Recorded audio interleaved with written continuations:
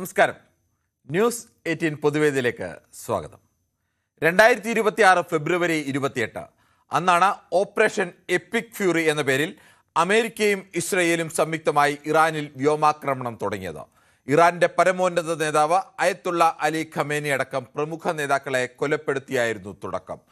March 1 ഇസ്രയേലിലേക്കും പശ്ചിമേഷ്യൻ രാജ്യങ്ങളിലേക്കും US സൈനിക താവളങ്ങളിലേക്കും ഇറാൻ നൂറുകണക്കിന് മിസൈലുകൾ വർഷിക്കാൻ തുടങ്ങി. 2026 മാർച്ച് 6 നിരുപാധികം കീഴടങ്ങില്ലെങ്കിൽ ഇറാനെ നൂറ്റാണ്ടുകൾക്ക് പിന്നിലേക്ക് തള്ളിയിടുമെന്ന അമേരിക്കൻ പ്രസിഡന്റ് ട്രംപിന്റെ ഭീഷണിയെ തള്ളിയ ഇറാൻ പ്രത്യാക്രമണം ശക്തമാക്കി. ഒപ്പം ലോകം എണ്ണ നീക്കത്തിന് ഏറ്റവും ആശ്രയിക്കുന്ന ഹോർമുസ് കടലിടുക്ക് ഇറാൻ അടച്ചു. 2026 ഏപ്രിൽ 8 രണ്ടാഴ്ചത്തെ താൽക്കാലിക വെടിനിർത്തലിന് ധാരണയായി. വെടിനിർത്തൽ കരാർ ഇടയ്ക്കിടയ്ക്ക് ലംഘിച്ചെങ്കിലും വെടിനിർത്തൽ കരാർ നീണ്ടു. ജൂൺ 14 ഇറാനും US പ്രാഥമികമായി സമാധാന കരാറിലേക്കെന്ന് ട്രംപിന്റെ പ്രഖ്യാപനം. 2026 ജൂൺ 17 US പ്രസിഡന്റ് ഡൊണാൾഡ് ട്രംപും ഇറാൻ പ്രസിഡന്റ് മസൂദ് പെഷസ്കിയാനും സമാധാന കരാറിൽ ഒപ്പുവെച്ചു. ജൂൺ 25 സമാധാന ചർച്ച പുരോഗമിക്കുന്നതിനിടയിൽ ഹോർമുസ് കടലിടുക്കിലൂടെ പോയ ചരക്ക് കപ്പലിന് നേരെ ഇറാൻ പ്രത്യാക്രമണം നടത്തി. ഹോർമുസിൽ ഇറാൻ അനുവദിച്ച റൂട്ട് മാറിപ്പോയ കപ്പലുകൾക്ക് നേരെയാണ് ആക്രമണമെന്ന് ഇറാൻ. തുടർന്ന് അമേരിക്കൻ വ്യോമസേന ഇറാനിലെ 10 സൈനിക കേന്ദ്രങ്ങൾക്ക് നേരെ ബോംബാക്രമണം നടത്തി. ലോകം പ്രതീക്ഷയോടെ കണ്ട ഇറാൻ അമേരിക്ക വെടിനിർത്തൽ കരാർ വീണ്ടും യുദ്ധത്തിന് വഴിമാറുമോ എന്ന ആശങ്കയിലാണ് ഇപ്പോൾ ലോകം. വെടിനിർത്തൽ കരാർ പാലിച്ചില്ലെങ്കിൽ ഇറാൻ എന്ന രാജ്യത്തെ പൂർണ്ണമായും തീർത്തു കളയുമെന്നാണ് ട്രംപിന്റെ ഏറ്റവും ഒടുവിലത്തെ ഭീഷണി. കരാർ തെറ്റിച്ചതാര്? ഇറാനോ അമേരിക്കയോ? പശ്ചിമേഷ്യയും അതുവഴി ലോകത്തെയും വീണ്ടും പ്രതിസന്ധിയിലേക്ക് തള്ളിവിടുന്നതാണോ ഈ നീക്കം? ഈ വിഷയമാണ് ന്യൂസ് 18 പൊതുവേദി ചർച്ച ചെയ്യുന്നത്. പ്രേക്ഷകർക്കും പ്രതികരിക്കാം.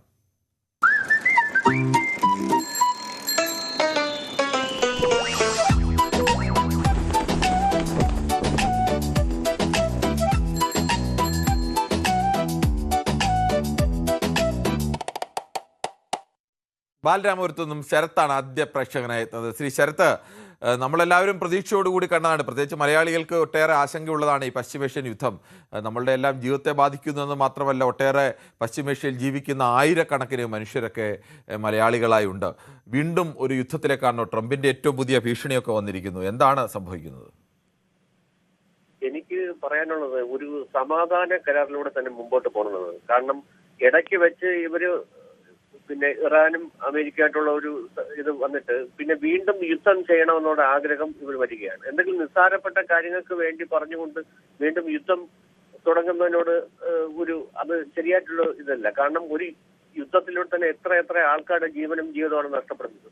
പിന്നെ വിദേശത്തുനിന്ന് തന്നെ മറ്റുള്ള രാജ്യങ്ങളിലേക്ക് കയറ്റ് ഇറക്കുമതിയായിട്ടുള്ള പല കാര്യങ്ങൾ തടസ്സപ്പെടും. നമ്മൾ ഇന്റർനെറ്റ് പോലെയുള്ള അത്യാവശ്യമുള്ള പല കാര്യങ്ങൾ തടസ്സപ്പെടും. യുദ്ധം എന്ന് പറഞ്ഞാൽ വെറും പേപ്പറിൽ മാത്രമല്ല, അവര് ശരിക്കും ഒരു സമാധാന കരാറിലേക്ക് കൊണ്ടുവരണം. തീർച്ചയായിട്ടും ഈ അധികാരം കയ്യിലുണ്ട് എന്ന് കരുതി എപ്പോഴും നമ്മൾ എന്താ പറയാ എല്ലാം നേടിയെടുക്കാം, ഒരു യുദ്ധത്തിലൂടെ തന്നെ എല്ലാം നേടിയെടുക്കാം എന്നുള്ള ചിന്താഗതി ഒരിക്കലും ശരിയല്ല. എന്തായാലും തന്നെയാണ് ഏറ്റവും പ്രധാനം. ശ്രീ ശരത്ത്, യുദ്ധത്തിലൂടെ അധികാരം കയ്യിലുണ്ട് എന്ന് കരുതി യുദ്ധത്തിലൂടെ എല്ലാം നേടിയെടുക്കാമെന്ന ചിന്താഗതിയാണ് പല രാഷ്ട്രത്തലവന്മാരെയും നയിക്കുന്നത് എന്ന ദുരന്തത്തിന്റെ വക്കിലാണ് നമ്മൾ നിൽക്കുന്നത്. സൂപ്പിയാണ് വെള്ളമുണ്ടയിരുന്നത്. ശ്രീ സൂപ്പി, വീണ്ടും ട്രംപ് പറയുന്നത് ഞങ്ങളെ നിർബന്ധിതരാക്കരുത്, നിർബന്ധിച്ചാൽ ഇറാനെ തന്നെ തീർത്തു കളയും എന്നാണ്. എവിടെയാണ് ഈ ഇറാൻ അമേരിക്ക സമാധാന കരാറിന് പിഴവ് വന്നത്? നമസ്കാരം. എന്റെ അഭിപ്രായത്തിൽ പാകിസ്ഥാനും ഖത്തറും മാത്രമാണ് ഈ മധ്യസ്ഥം വഹിക്കുക. ഈ ചെറിയ രാഷ്ട്രങ്ങൾ, ഈ വലിയ രാഷ്ട്രങ്ങളായ ഇന്ത്യ പോലുള്ള രാഷ്ട്രങ്ങൾ എന്താ നോക്കുത്തിയൊക്കെ ട്രംപിനൊക്കെ ശരിക്കും പറഞ്ഞാൽ നരേന്ദ്രമോദി ഉദ്ദേശ നിലത്ത് നിർത്താൻ കഴിയും. എന്തുകൊണ്ടാണ് ഇവരൊക്കെ വഴിയൊടുക്കുക? കാരണം ഇന്ത്യക്ക് മാത്രമല്ല, എല്ലാ ലോകം രാജ്യങ്ങളിൽ ജനങ്ങൾക്ക് ഇതുകൊണ്ട് യുദ്ധം കൊണ്ട് പ്രയാസമുണ്ട്. കേരളത്തിലെ സംബന്ധിച്ച് മാത്രമല്ല. അതുകൊണ്ട് അടിയന്തരമായി ഈ വലിയ രാഷ്ട്രങ്ങളൊക്കെ ഇത് ഇടപെട്ടുകൊണ്ട് നിർത്തൽ ചെയ്യണമെന്നാണ് എന്റെ അഭിപ്രായം. ശരി. ശ്രീ ദാസനാണ് കണ്ണൂരിൽ നിന്ന്. ശ്രീ ദാസൻ, താങ്കൾക്ക് എന്ത് തോന്നുന്നു? ഈ വീണ്ടും ഒരു യുദ്ധത്തിലേക്ക് നീങ്ങാനുള്ള പുറപ്പാടിലാണോ അമേരിക്കൻ പ്രസിഡന്റ് ഡൊണാൾഡ് ട്രംപും അതോടൊപ്പം ഇറാനും? അങ്ങനെ തോന്നുന്നത് കിരൺ ബാബു, നമ്മുടെ നാട്ടില് കുറച്ചൊരു ആൾക്കാർക്കെല്ലാം ഒരു ആശ്വാസം തോന്നുകയായിരുന്നു. വീണ്ടും ഒരു കുഴപ്പത്തിലേക്കാണ് പോകുന്നത്. എന്ത് ചെയ്യാൻ പറ്റും നമുക്ക് പറയാൻ നേരെ. ഇപ്പൊ ഇറാനായാലും ഒഴിഞ്ഞു കൊടുക്കുന്നില്ല, ട്രംപ് ആയാലും അയാളൊരു എന്താ പറയണ്ട ഒരു മനോരോഗിന്റെ അവസ്ഥയിലാണ് അയാൾ ഓരോ ദിവസം പെരുമാറുന്നത്. ഒരു ദിവസം നല്ല നോർമലായിരിക്കും, പിറ്റേന്ന് അബ്നോർമലാവും. ഇങ്ങനെയാകുമ്പോൾ നമ്മുടെ നാട്ടിൽ ഇപ്പൊ നാട്ടിലെല്ലാം എല്ലാവർക്കും സമാധാനമായി. ഇപ്പോ ഗ്യാസിന്റെ പ്രശ്നമൊക്കെ തീർന്നു. ഇപ്പൊ വാണിജ്യ ഗ്യാസാണെങ്കിൽ അത്യാവശ്യങ്ങളൊക്കെ പുറത്തൊക്കെ ഇങ്ങനെ വരാൻ തുടങ്ങി. അപ്പോൾ ആശ്വാസം വരുമ്പോൾ വീണ്ടും ഇത് നമ്മളെ കണ്ടമാനം ബാധിച്ചും കേരളത്തിലാണ്. ഈ ലോകത്തിലെ മൊത്തം ബാധിച്ചെങ്കിലും കേരളത്തിനെ പ്രത്യേകിച്ചും ബാധിച്ചിട്ടുണ്ട്. ഇപ്പൊ നമ്മുടെ നാട്ടിലിപ്പോ ഹോട്ടലുകളിലൊക്കെ ഉണ്ട്, ഇപ്പൊ 12, 14 ഇപ്പം 15. ഇപ്പൊ നമ്മുടെ നാട്ടിലൊക്കെ ഒരു ചായ ഒരു കടിയും കുത്തിയാൽ 30 ഉറുപ്പികയാണ്. ആദ്യം 14 പിന്നെ ഒരു 15 ഇത് നാട്ടിൽ വലിയ ദോഷം ചെയ്യും. പിന്നെ ഒരു ചെറിയ വിമർശനമുണ്ട് കിരൺ ബാബു. ഞാനൊരു പിന്നെ അങ്ങനെ നമ്മൾ ഒരു രീതി ആയതുകൊണ്ട് പറയുന്നത് ഒരു വിമർശനം നിങ്ങളെ ന്യൂസ് 18 ചാനലിനെ പറ്റിയുണ്ട്, പറയട്ടെ ഞാൻ. പറഞ്ഞോളൂ. ഒരു എന്താന്ന് പറഞ്ഞാല് ഈ ഇടക്ക് ചില ദിവസങ്ങളിൽ ഞാനൊരു പ്രേക്ഷകനായിട്ട് ഞാൻ കുറെ കാലങ്ങളായിട്ട് നിങ്ങളെ കൂടെ സഞ്ചരിക്കുന്ന ആളാണ്. അപ്പൊ ഈ ചുരുങ്ങിയ ദിവസങ്ങൾ ചില ദിവസങ്ങളിൽ ചില ദിവസം ഈ അവതരിപ്പിക്കുന്ന സമയത്ത് ചില ആൾക്കാർക്ക് അഭിപ്രായം പറയാൻ വേണ്ടി കൊടുക്കുന്ന സമയം 23 സെക്കൻഡ് 32 സെക്കൻഡ്. അപ്പൊ പറഞ്ഞ ഉടനെ തിരിച്ചു വരാൻ പറ്റപ്പാടെ മാറി. ഇപ്പൊ നിറയെ പ്രേക്ഷകരുള്ളതുകൊണ്ടാണ്. അതുകൊണ്ട് നിങ്ങൾ അങ്ങനെ ഞാൻ ആ കൊല്ലത്തിന് വിളിക്കുന്ന ബിനോയ് വരെ അയാളൊന്ന് പ്രതികരിക്കാതെ സങ്കടം പോയി. കാരണം അയാൾക്ക് ഞാൻ 42 സെക്കൻഡാണ്. എന്തിനാ നമ്മളിങ്ങനെ തിരക്കാക്കുന്നത്? ഈ നല്ലൊരു പരിപാടി ഈ നാട്ടില് ആൾക്കാരുടെ ഇടയിൽ വളരെ ഒരു സ്ഥാനമുള്ള പരിപാടിയാണ് ന്യൂസ് 18 പൊതുവേ. ബിനോയ്ക്കൊക്കെ നമ്മൾ നല്ല സമയം കൊടുക്കുന്നതാണ്. ബിനോയൊക്കെ പൊളിറ്റിക്കലായ അഭിപ്രായം പറയുന്ന ആളുകളാണ്. ബിനോയ് മാത്രമല്ല, അന്നത്തെ ദിവസം ഈ മഞ്ചേരി മുഹമ്മദ് 23 സെക്കൻഡാ. ശരി, എന്തെങ്കിലും തിരക്ക് കാരണമായിരിക്കും. ചില ദിവസങ്ങൾ പറയുന്നത് ഇന്ന് ഞാൻ സ്ത്രീകളെ മാത്രമാണ് പ്രതീക്ഷിക്കുന്നത്. അതുപോലെ 74 വയസ്സുള്ള ഒരു വയസ്സൻ അയാൾ വിളിച്ചിട്ട് ദാസൻ, അത് ചില ദിവസങ്ങളിൽ ഇപ്പോൾ നമ്മൾ സ്ത്രീകൾ പറയേണ്ട വിഷയത്തിൽ നമ്മൾ എപ്പോഴും പുരുഷന്മാരാണ് നമ്മളെ കൂടുതൽ പ്രതികരിക്കുന്നത്. അപ്പോൾ സ്ത്രീകൾ കൂടുതൽ അവസരം കൊടുക്കാൻ വേണ്ടി ചില ദിവസങ്ങളൊക്കെ അങ്ങനെ ചെയ്യുന്നതാണ്. അല്ലാതെ അതൊരു സ്ഥിരമായി ചെയ്യുന്നതല്ല. ചില ദിവസങ്ങളിൽ ഇപ്പോൾ സ്ത്രീകൾക്ക് നമ്മൾ പൊതുവെ ആകെ പ്രതികരിക്കുന്ന ആളുകളെ നോക്കി കഴിഞ്ഞാൽ സ്ത്രീകളുടെ എണ്ണം കുറവാണ്, പുരുഷന്മാരാണ് കൂടുതൽ. അപ്പോൾ സ്ത്രീകൾക്ക് കുറെ കൂടെ പ്രോത്സാഹനം കൊടുക്കേണ്ടതാണ് യഥാർത്ഥത്തിൽ. അപ്പോൾ അതിനുവേണ്ടിയൊക്കെ ചിലപ്പോൾ ചില ഇതൊക്കെ ചെയ്യാറുണ്ട്, അല്ലാതെ അതിനപ്പുറത്തേക്ക് ബോധപൂർവ്വം ചെയ്യില്ല. എന്നെ കിരൺ ബാബു 74 വയസ്സുള്ള ഒരാൾ വിളിച്ചിട്ട് പറഞ്ഞു, ഞാൻ അരമണിക്കൂറെ ഞാൻ വെയിറ്റ് ചെയ്യുന്ന പറഞ്ഞപ്പോൾ ഉടനെ നിങ്ങൾ അവതാരകം പറഞ്ഞത് ഇത് സർക്കാർ സർവീസ് ഇല്ലാതാണ്. അപ്പൊ അയാൾ ശരിക്കും ചോദിക്കേണ്ടത് ഞാൻ വിളിച്ച ന്യൂസ് 18 ഫ്ലോറിലേക്കല്ലേ, ഇത് വേറെ ഇടത്തേക്ക് ആളെ വിളിച്ചാൽ ചോദിക്കണ്ടേ? ഇതൊന്നും ശരിയില്ല കിരൺ ബാബു. ശ്രീദാസൻ, അല്ല, താങ്കൾ അത് ശരിക്കും തോന്നുന്നു. എനിക്കറിയില്ല എപ്പോഴാണ് സംഭവിച്ചത്. എന്തായാലും അത് ചിലപ്പോൾ അത് ഏതെങ്കിലും തരത്തിലൊരു തെറ്റിദ്ധാരണ കൊണ്ട് തോന്നുമായിരിക്കും, അല്ലാതെ നമ്മൾ ബോധപൂർവമായി അങ്ങനെ ചെയ്യില്ല ഒരിക്കലും. കുഴപ്പമൊന്നുമില്ല. പക്ഷെ ഇത് ഈ പരിപാടി നല്ല രീതിയിൽ പോകണം. ഞാൻ ഏറ്റവും അങ്ങേയറ്റം നെഞ്ചേറ്റ പരിപാടിയായിരുന്നു. ശരി ദാസൻ, ശ്രദ്ധിക്കാം. നമ്മൾ അങ്ങനെ ദാസന്റെ പൂർണ്ണമായും താങ്കളുടെ വികാരത്തെ ഞാൻ ഉൾക്കൊള്ളുന്നു. അത് ആ രീതിയിൽ തന്നെ ശ്രദ്ധിക്കാം. നമ്മൾ ചില സമയങ്ങളിൽ ചില വിഷയങ്ങളുമായി വരുമ്പോൾ, ഇപ്പോൾ വിദേശത്തെ ഒരു കാര്യം വരുമ്പോൾ, അപ്പോൾ ചിലപ്പോൾ വിദേശത്തുള്ളവർക്ക് കൂടുതൽ സമയം കൊടുക്കുക, അല്ലെങ്കിൽ സ്ത്രീകൾക്ക് ഒരു പൊതുവിഷയം വരും. ഇപ്പോൾ നമ്മൾ ആ സ്ത്രീകളുടെ ബസ്സിന്റെ കാര്യമൊക്കെ വന്നപ്പോൾ നമ്മൾ സ്ത്രീകൾക്ക് കൂടുതൽ സമയം കൊടുക്കാൻ വേണ്ടി ചിലപ്പോൾ അതിന് സമയമൊക്കെ എടുക്കാറുണ്ട്. അപ്പോൾ ഈ സ്ഥിരമായി വിളിക്കുന്ന പുരുഷന്മാരുണ്ടെങ്കിൽ ചിലപ്പോൾ അവരോടായിരിക്കും ചിലപ്പോൾ നമുക്ക് സ്വാതന്ത്ര്യത്തെ പറയാൻ കഴിയുക, ഇന്ന് കുറച്ച് സമയം മതി. അല്ല, ബിനോയ്ക്കൊക്കെ നമ്മൾ നല്ലതായിട്ട് സമയം കൊടുക്കുന്ന ആളുകളാണ്. മനസ്സിലായി ശ്രീദാസൻ. ശരി, ഫാദർ സാമുവലാണ് കോഴിക്കോട് നിന്ന്. ഫാദർ സാമുവൽ, ഈ ലോകം എപ്പോഴും പ്രതീക്ഷിച്ചതാണ് ഇനിയെങ്കിലും ഈ യുദ്ധം അവസാനിക്കുന്നതെന്ന്. ലോകത്തെ ഒട്ടുമിക്ക രാജ്യങ്ങളും, പ്രത്യേകിച്ച് ഇന്ത്യയും കേരളത്തെയൊക്കെ വളരെ വലിയ രീതിയിലാണ് നമ്മുടെ ദൈനംദിന ചെലവുകളെപ്പോലും ബാധിക്കുന്ന രീതിയിലേക്കാണ് ആ യുദ്ധം പോയത്. ഇപ്പോൾ വീണ്ടും ഒരു ദിവസം യുദ്ധം അവസാനിച്ചെന്ന് പറയും, രണ്ടാമത്തെ ദിവസം ഈ കുട്ടികളൊക്കെ തമ്മിൽ തല്ലുകൂടുന്ന പോലെയാണ്. ഇന്ന് അവസാനിപ്പിച്ചെന്ന് പറയും, നാളെ തീർത്ത് കളയുമെന്ന് പറയും, വീണ്ടും സമാധാനം പറയും. ഇങ്ങനെ പൊക്കിക്കൊണ്ടിരിക്കുകയാണ് ഈ ഇറാൻ അമേരിക്ക യുദ്ധം. എന്താണ് താങ്കൾക്ക് പറയാനുള്ളത്? Good evening. ആശ്വാസത്തിന്റെ മേൽ വീണ്ടും കരിനിഴൽ വീഴുകയാണ്. നമുക്കൊക്കെ സന്തോഷവും ആശ്വാസവും ഉണ്ടായതാ. പക്ഷെ വീണ്ടും ട്രംപിന്റെ വാക്കുകൾ കേൾക്കുമ്പോൾ പേടി തോന്നുന്നു. ഇനി എന്താ അടുത്ത നീക്കമെന്ന്. ഇതിനൊരു പരിഹാരം വേണ്ടേ? യുണൈറ്റഡ് നേഷൻസ് എന്താ മൗനം വീക്ഷിക്കുകയാണോ? അവർക്കൊരു ഉത്തരവാദിത്വമില്ലേ ഇതിലിടപെട്ട് പ്രശ്നം തീർക്കാൻ തക്കവണ്ണം? അവര് ഇടപെടുന്നില്ലേ? എന്താ, എനിക്ക് അതിനെക്കുറിച്ച് വ്യക്തമായിട്ട് അറിയില്ല. ശരിക്കും അവരിടപെട്ടിട്ട് പ്രശ്നം തീർക്കേണ്ടതാണ്. ട്രംപ് ഇങ്ങനെ ഓരോ ദിവസം ഓരോ മാതിരി ഇടപെട്ടാൽ അത് വളരെ പ്രയാസമുള്ള കാര്യമാണ്. ഇത് ലോകത്തിലെ മിക്ക രാജ്യങ്ങളും ഇത് ബാധിക്കും. പ്രത്യേകിച്ച് ഇന്ത്യ ഇത് വല്ലാതെ ബാധിക്കുന്നുണ്ട്. നമ്മളൊക്കെ ആശ്വാസത്തിലായിരുന്നു, ആ യുദ്ധം തീർന്നല്ലോ. യുദ്ധം എപ്പോഴും അവസാനിക്കും, നമുക്കൊക്കെ സന്തോഷവും സമാധാനം നൽകുന്ന കാര്യമാണ്. നമ്മുടെ പ്രാർത്ഥന അതാണ്, യുദ്ധം അവസാനിക്കണം എന്നുള്ളതാണ്. പക്ഷേ ഇതുകൊണ്ട് നഷ്ടം എത്ര വലുതാണ്.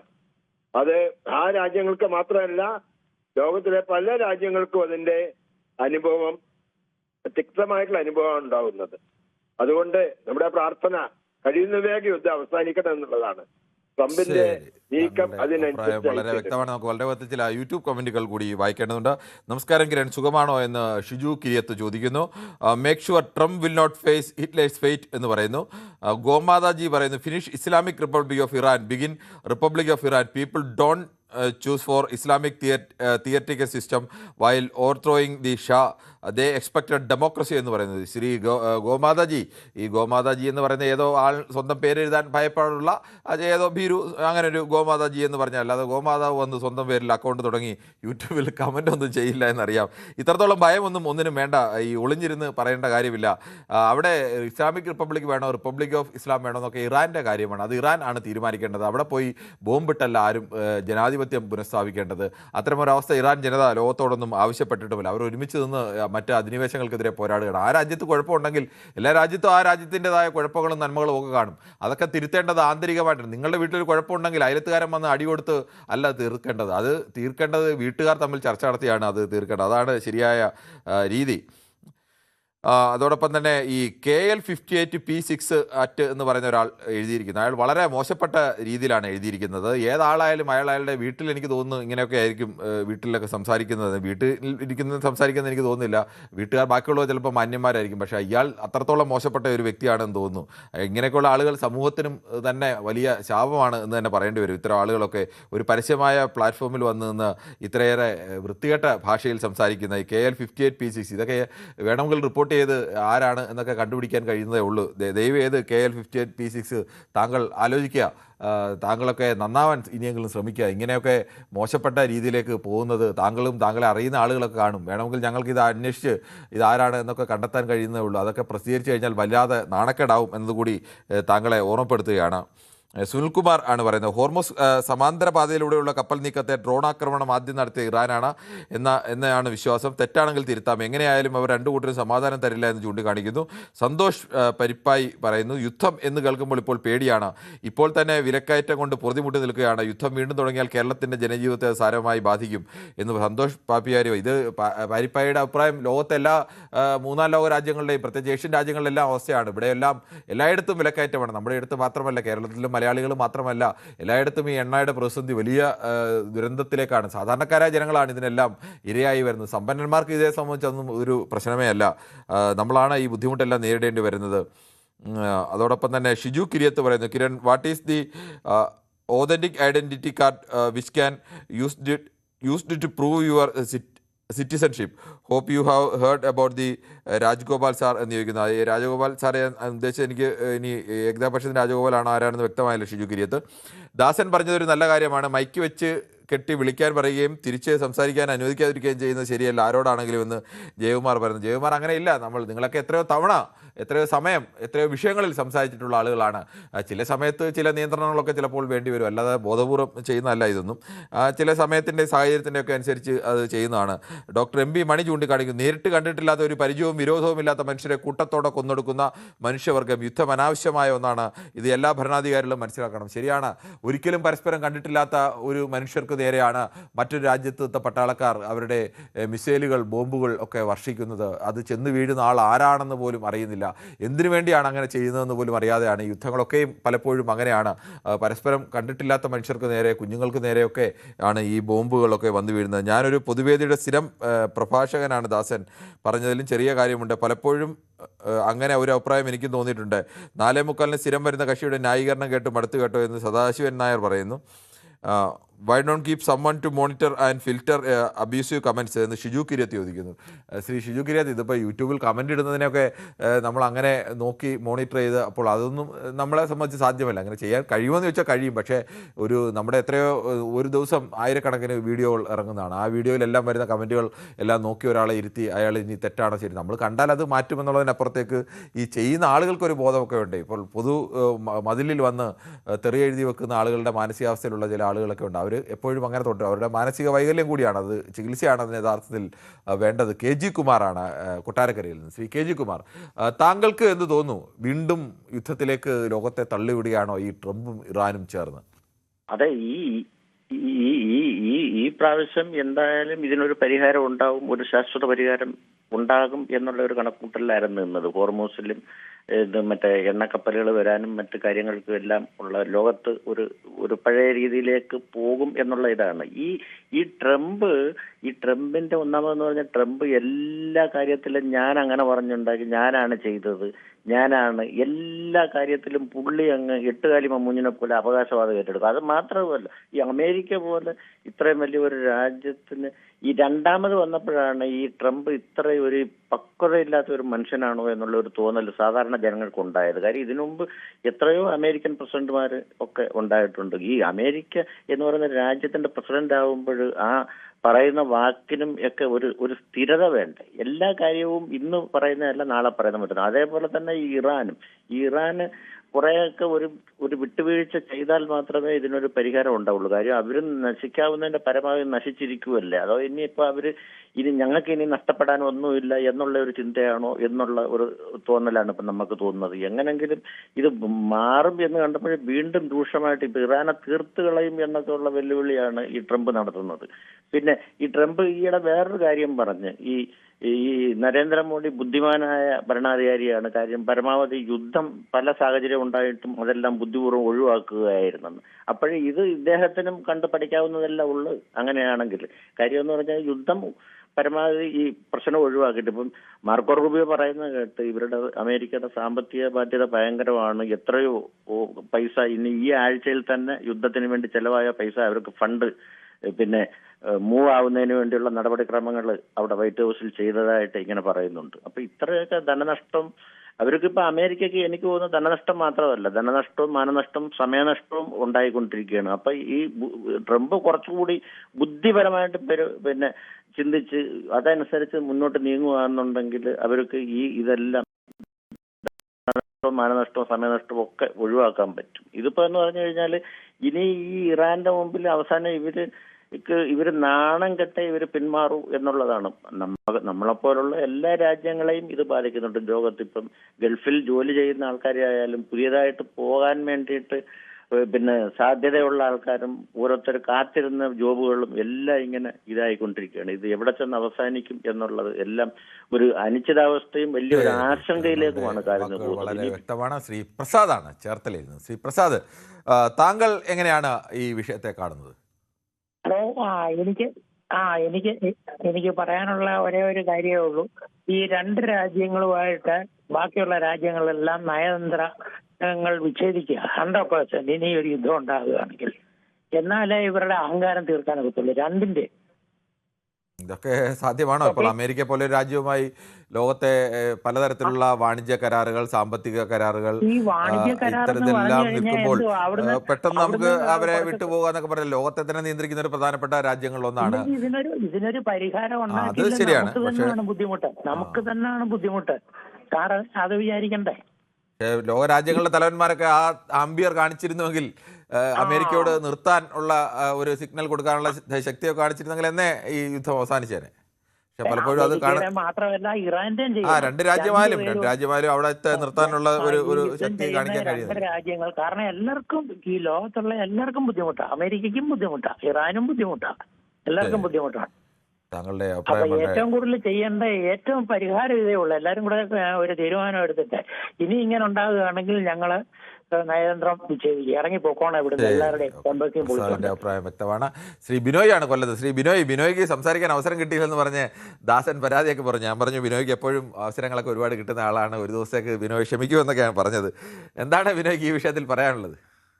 നമസ്കാരം. നിങ്ങൾ ചെയ്യുന്നത് തന്നെ ഒരു പൊതു അഭിപ്രായമാണ്. ഒരു ദിവസവും 2 ദിവസവും ഒക്കെ കിട്ടിയില്ലെങ്കിൽ കുഴപ്പമില്ല. എനിക്ക് അറിവുള്ള വിഷയത്തെ കുറിച്ച് ഉറപ്പായി ഞാൻ സംസാരിക്കാൻ എനിക്ക് ന്യൂസ് 18 സമയം തരുന്നുണ്ട്. അത് നിങ്ങൾ എന്നെ ഒരുപാട് പേര് കാണുമ്പോൾ സത്യത്തിൽ ഇപ്പോൾ പറയാറുണ്ട്, ന്യൂസ് 18 നല്ല തിളങ്ങുന്നുണ്ടല്ലോ, കറക്റ്റ് അഭിപ്രായങ്ങൾ പറയുന്നുണ്ടല്ലോ. ഒരു പൊതുപ്രവർത്തനം സംബന്ധിച്ചോളം സമയം തന്നാലും ഇല്ലെങ്കിലും എന്റെ അഭിപ്രായം അല്ലെങ്കിൽ ഞാൻ ഫേസ്ബുക്കിലൂടെ രേഖപ്പെടുത്താറുണ്ട്. എല്ലാ വിഷയത്തിലും എന്റെ പാർട്ടിയുടെയും എന്റെ അഭിപ്രായം ഞാൻ കൃത്യമായി രേഖപ്പെടുത്താറുണ്ട്. ഇനി എന്താണ് കിരൺ ചോദിച്ച ചോദ്യം? നമ്മൾ ഈ ഇറാനും അമേരിക്കയും വീണ്ടും യുദ്ധത്തിലേക്ക് നീങ്ങുന്ന ഒരു സാഹചര്യമാണ്. അത് നമ്മളെ അടക്കം ബാധിക്കുന്ന വിഷയമാണത്. അല്ല കിരണ, അതിനകത്ത് ഒരു പ്രശ്നം എന്ന് പറഞ്ഞാൽ നമുക്കിപ്പോ ഈ ലോക രാജ്യങ്ങളുടെ ജെന്യൂനിറ്റിയെ കുറിച്ചൊരു സംശയമുണ്ട്. കാരണം രാത്രി നമ്മൾ സന്തോഷത്തോടു കൂടി കിടന്നുറങ്ങും, യുദ്ധമെല്ലാം അവസാനിപ്പിച്ചു, പെട്രോളും ഡീസലും ഒക്കെ വില കുറയും, ഗ്യാസ് വില കുറയും, ഞാനൊരു വ്യാപാരി വന്ന് ചായ വില കുറയും എന്നൊക്കെ പറഞ്ഞ് നമ്മൾ അടുത്ത ദിവസം കേൾക്കുന്ന വീണ്ടും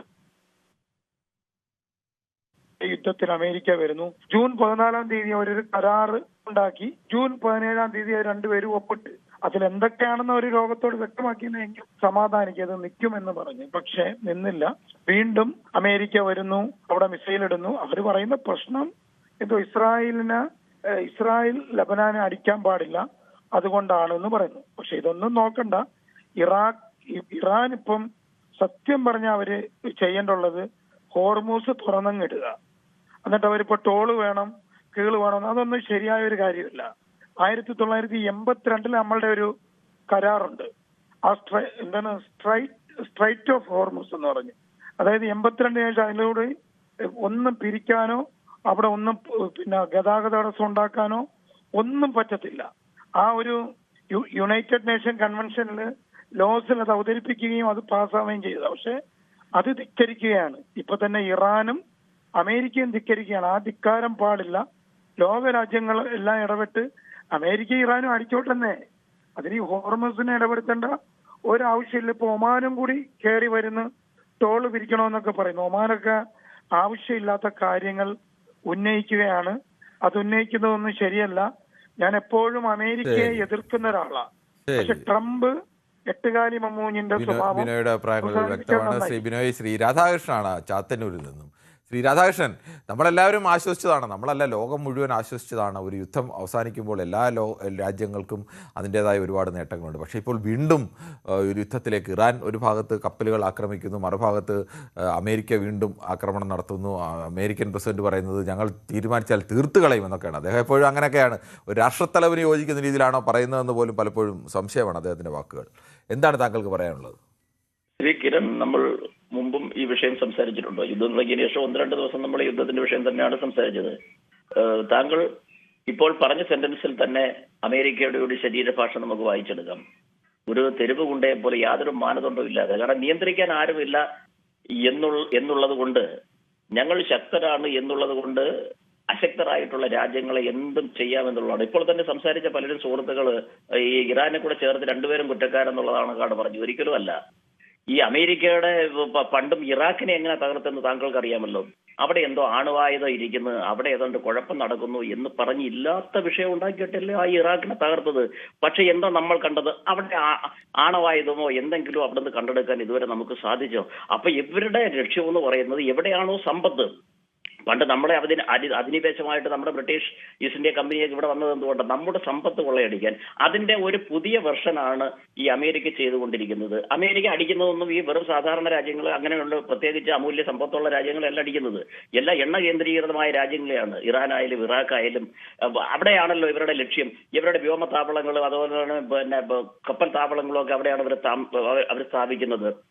അവിടെ ഇവർ ഇറാൻ പിന്നെ പ്രതിരോധിക്കാതെ ഇറാനെ നമുക്ക് ആ തരത്തിൽ കാണാൻ കഴിയില്ല.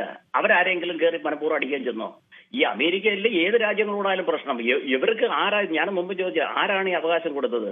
നമ്മുടെ ഇന്ത്യ മഹാരാജ്യത്ത് നമ്മൾ താമസിക്കുമ്പോൾ നമ്മളെല്ലാം ഭയന്ന്, ഇപ്പൊ സാമൂഹ്യ വിരുദ്ധന്മാരുടെ കാര്യമൊക്കെ നേരത്തെ നമ്മൾ സോഷ്യൽ മീഡിയ കാര്യം താങ്കൾ പറഞ്ഞു, നമ്മളൊക്കെ വിധേയപ്പെട്ട് ജീവിക്കുന്നത് എന്തുകൊണ്ടാണ്? നമ്മെ നിയന്ത്രിക്കാൻ ഒരു സംവിധാനം നമ്മുടെ രാജ്യത്ത് നീതിന്യായ വ്യവസ്ഥയുണ്ട്. പക്ഷേ വേൾഡ് വൈഡായിട്ട് ഞാൻ മുമ്പ് പറഞ്ഞിട്ടുണ്ട്, വേൾഡ് വൈഡായിട്ട് നിയന്ത്രിക്കാൻ ഒരു രാജ്യങ്ങളെ നിയന്ത്രിക്കാൻ സംവിധാനമില്ല. ഐക്യരാഷ്ട്രസഭയൊക്കെ പേരിനുള്ള ഒരു സംഘടന മാത്രമാണ്.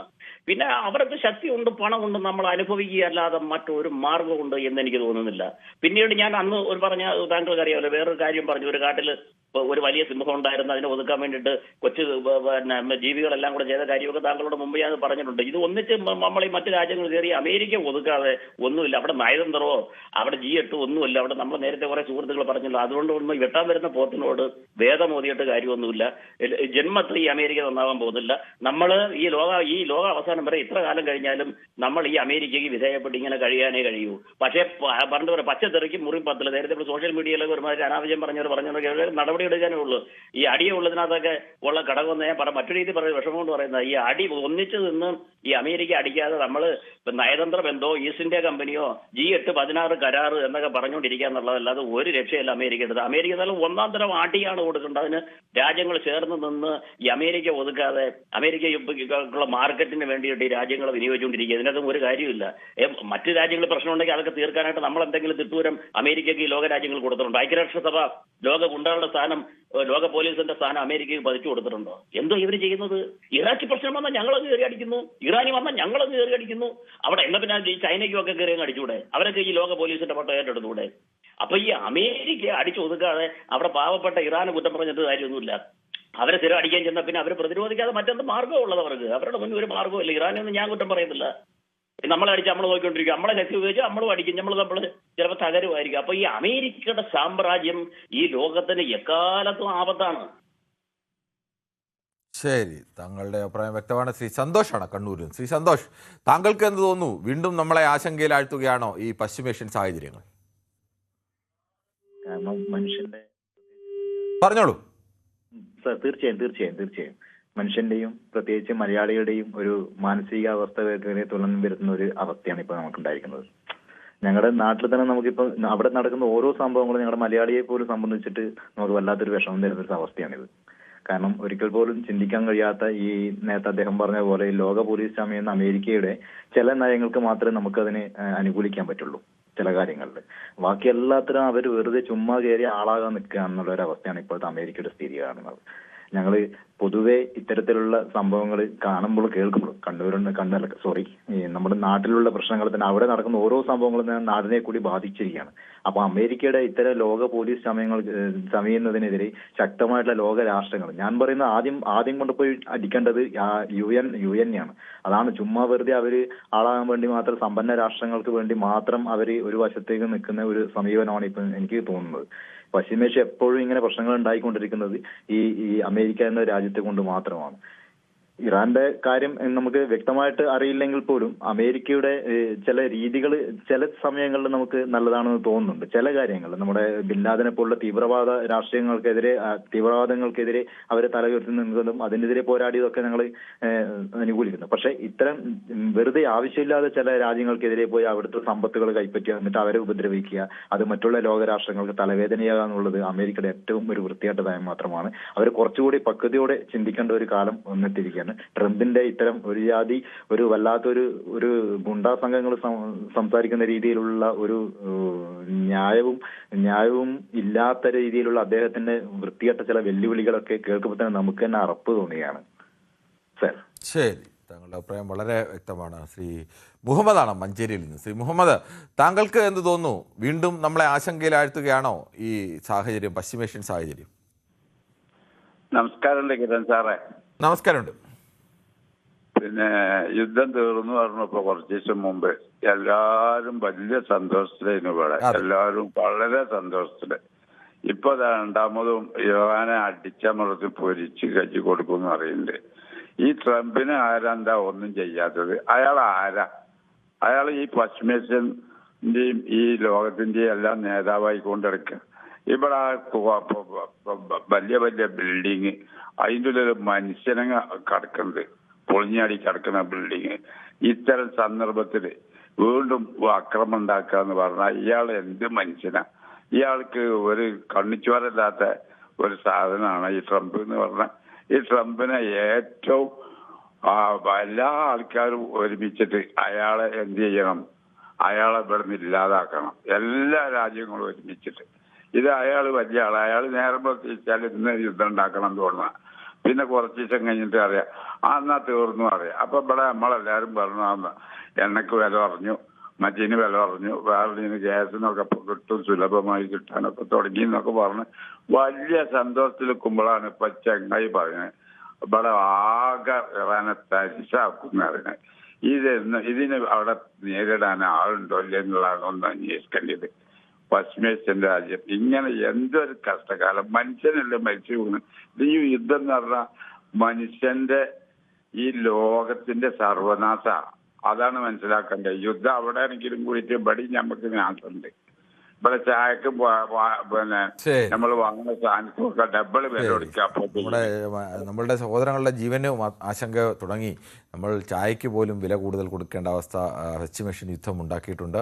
ശ്രീ മോഹനാണ് ചോറ്റാനിക്കരയിൽ നിന്ന്. ശ്രീ മോഹനൻ, താങ്കൾക്ക് എന്ത് തോന്നുന്നു? ഒരു ദിവസം പറഞ്ഞു യുദ്ധം അവസാനിക്കുന്നു, രണ്ടാമത്തെ ദിവസം വീണ്ടും ഓരോരോ കാരണങ്ങളുണ്ടാക്കി. ഈ കുട്ടികളൊക്കെ പിച്ചി മാന്തി അതുകൊണ്ട് വീണ്ടും ബഹളം വെച്ചു എന്നൊക്കെ പറയുന്ന അവസ്ഥയിലാണ് അമേരിക്കൻ പ്രസിഡന്റ് ട്രംപിൻ്റെ ഓരോ ഭീഷണികളൊക്കെ വരുന്നത്. അത് ഇപ്പോൾ പറയുന്നത് ഞങ്ങൾ തീർത്ത് കളയും എന്നാണ് പറഞ്ഞത്. മുമ്പ് പറഞ്ഞത് നൂറ്റാണ്ടുകൾക്ക് പിന്നിലേക്ക് തള്ളിയിടും എന്ന് പറഞ്ഞു. ഇപ്പോൾ ഈ രാജ്യത്തെ തന്നെ തീർത്ത് കളയും എന്ന് പറയുന്നു. എന്താണ് താങ്കൾക്ക് പറയാനുള്ളത്? Good evening mister Kiran. Good evening. ഞാൻ സാധാരണ ഒരു മലയാളി എന്ന നിലയ്ക്ക് ഈ വേൾഡ് ഹിസ്റ്ററി ഒന്നും അറിയാൻ വളരെ സാധാരണക്കാരന്റെ അഭിപ്രായം പറയാം. പറഞ്ഞോളൂ. ഇപ്പൊ ഇറാനാണോ ശരി, അമേരിക്ക ആണോ ശരി എന്നുള്ളതല്ല ഇവിടെ തർക്കം.